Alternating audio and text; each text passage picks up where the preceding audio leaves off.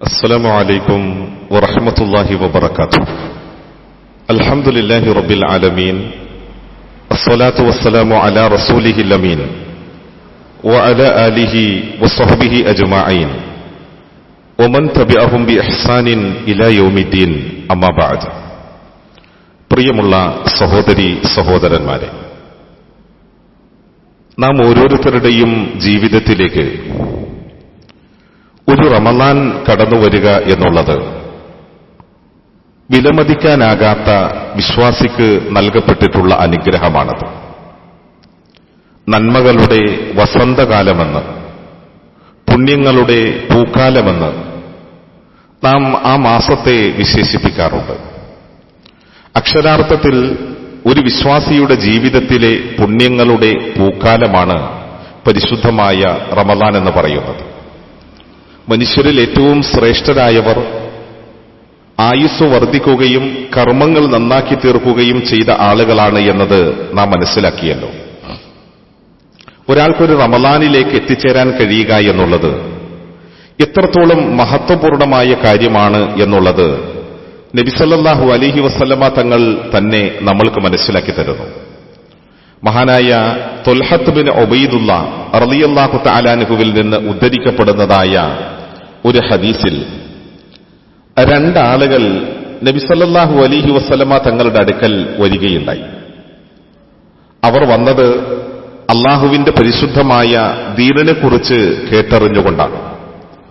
ഇസ്ലാമിന്റെ മഹത്വവും ഇസ്ലാമിന്റെ വ്യതിരക്തതയും ഇസ്ലാം ലോകത്തോട് കൽപ്പിക്കുന്ന സുഹൃതങ്ങളും നന്മകളും ഇവയെ സംബന്ധിച്ചെല്ലാം കേട്ടറിഞ്ഞുകൊണ്ട് റസൂലുള്ളാഹി സ്വല്ലല്ലാഹു അലൈഹി വസല്ലമ തങ്ങളുടെ അടുക്കൽ വന്ന ഈ രണ്ടാളുകൾ പരിപൂർണമായി ഇസ്ലാം സ്വീകരിച്ചു.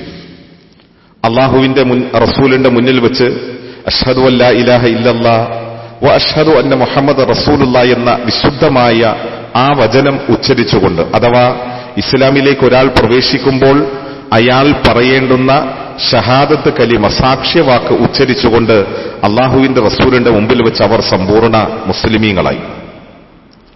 എന്നിട്ട് മഹാനായ നബി സല്ലല്ലാഹു അലൈഹി വസല്ലമ തങ്ങളിൽ നിന്ന് ചില ഉപദേശങ്ങളൊക്കെ സ്വീകരിച്ചതിന് ശേഷം അവർ അവരുടെ ഭവനങ്ങളിലേക്ക്, അവരുടെ ജീവിത മേഖലകളിലേക്ക് തിരിഞ്ഞു പോവുകയാണ്. അതിൽ ഒരാൾ അയാളുടെ ജീവിതയാത്രയിൽ അള്ളാഹുവിന്റെ മാർഗത്തിൽ തന്നെ മരിക്കുവാനുള്ള, ഷഹീദാകുവാനുള്ള ഭാഗ്യം സിദ്ധിച്ചു. രണ്ടാമത്തെ വ്യക്തിയാകട്ടെ, അതും കഴിഞ്ഞ് ഒരു വർഷത്തിനു ശേഷം അയാളുടെ ജീവിതത്തിന്റെ അന്ത്യത്തിൽ അദ്ദേഹത്തിന്റെ ഭവനത്തിൽ, അദ്ദേഹത്തിന്റെ സ്വന്തം കട്ടിലിൽ കിടന്നാണ് മരണപ്പെടുന്നത്. ആദ്യം സ്വർഗത്തിൽ പ്രവേശിച്ചത് കട്ടിലിൽ കിടന്ന് മരിച്ച വ്യക്തിയാണ് എന്നത് മഹാനായ നബി സല്ലല്ലാഹു അലൈഹി വസല്ലമ തങ്ങളുടെ അടുക്കൽ വന്നുകൊണ്ട് ഈ സംഭവം വിവരിച്ചുകൊണ്ട് അള്ളാഹുവിന്റെ റസൂൽ സല്ലല്ലാഹു അലൈഹി വസല്ലമ തങ്ങളോട് ചോദിക്കേണ്ടായി. ഇതിനെ സംബന്ധിച്ച് അറിഞ്ഞപ്പോൾ നബി സല്ലല്ലാഹു അലൈഹി വസല്ലമ തങ്ങളോട് ഈ രണ്ടാമത്തെ വ്യക്തി, സ്വന്തം ഭവനത്തിൽ കിടന്നുറങ്ങി മരിച്ച വ്യക്തി, അള്ളാഹുവിന്റെ മാർഗത്തിൽ ഷഹീദായ വ്യക്തിയേക്കാൾ മുന്നിലായി സ്വർഗത്തിൽ എത്തിച്ചേരാനുള്ള കാരണം എന്താണ് എന്ന് ചോദിക്കപ്പെടുകയുണ്ടായി. സഹോദരങ്ങളെ, നമ്മൾക്കറിയാം അള്ളാഹുവിന്റെ മാർഗത്തിൽ ഷഹീദാവുക എന്നുള്ളത് മഹത്വപൂർണമായ പ്രതിഫലങ്ങൾ നേടിയെടുക്കാൻ പര്യാപ്തമായ ഒന്നാണ്. വലാ തഹ്സബന്നല്ലദീന ഖുതിലൂ ഫീ സബീലില്ലാഹി അംവാത ബൽ അഹ്യാഉൻ ഇൻദ റബ്ബിഹിം യുർസഖൂൻ. അള്ളാഹുവിന്റെ മാർഗത്തിൽ നന്മയുടെ വഴിയിൽ ജീവൻ വെടിയേണ്ടി വന്ന ആളുകളെ സംബന്ധിച്ച് അവർ മരണപ്പെട്ടു എന്ന് പോലും നിങ്ങൾ പറയേണ്ടതില്ല. അള്ളാഹുവിങ്കൽ അവർ ജീവിച്ചിരിക്കുകയാണ്, അള്ളാഹുവിങ്കൽ നിന്ന് അവർക്ക് ഉപജീവനം നൽകപ്പെടുന്നു എന്ന് പരിശുദ്ധമായ ഖുർആനിലൂടെ അല്ലാഹു തആല നമ്മളെ അറിയിക്കുന്നുണ്ട്. അത്രത്തോളം മഹത്വപൂർണമായ ആ ഷഹീദിനേക്കാൾ ഉയർന്ന പദവിയിലേക്ക് സ്വന്തം വീട്ടിലെ കിടക്കയിൽ കിടന്നു മരിച്ച ആ സ്വഹാബി എത്തിയതിനെ സംബന്ധിച്ച് നബി സല്ലല്ലാഹു അലൈഹി വസല്ലമ തങ്ങളോട് ചോദിച്ചപ്പോ അള്ളാഹുവിന്റെ റസൂൽ സല്ലല്ലാഹു അലൈഹി വസല്ലമ തങ്ങൾ അതിൽ ആശ്ചര്യപ്പെട്ട മനുഷ്യനോട് ഇങ്ങനെ ചോദിക്കേണ്ടായി. ഫഖാൽ അലൈസ ഖദ് മക്കഥ ഹാദാ ബഅദഹു സന ഖാലു ബല. അള്ളാഹുവിന്റെ റസൂൽ ചോദിച്ചു, ഒന്നാമത്തെയാള് മരിച്ചിട്ട് പിന്നെയും ഒരു വർഷക്കാലം കൂടി രണ്ടാമത്തെയാള് ജീവിച്ചില്ലേ? അദ്ദേഹം പറഞ്ഞു, അതേ റസൂലേ, ഒരു വർഷം കൂടി അദ്ദേഹം ജീവിച്ചിട്ടുണ്ട്. ആ സന്ദർഭത്തിൽ റസൂലുള്ളാഹി സ്വല്ലല്ലാഹു അലൈഹി വസല്ലമ തങ്ങൾ പറഞ്ഞു, വഅദറക റമളാനു ഫസാമഹു, എങ്കിൽ അയാൾ ആ ജീവിതത്തിന്റെ ഇടയിൽ, ഒരു വർഷക്കാലത്തിന്റെ ഇടയിൽ വീണ്ടും ഒരിക്കൽ കൂടെ റമളാനിനെ കണ്ടുമുട്ടുകയും ആ റമളാനിൽ അദ്ദേഹം നോമ്പനുഷ്ഠിക്കുകയും ചെയ്തിട്ടില്ലേ?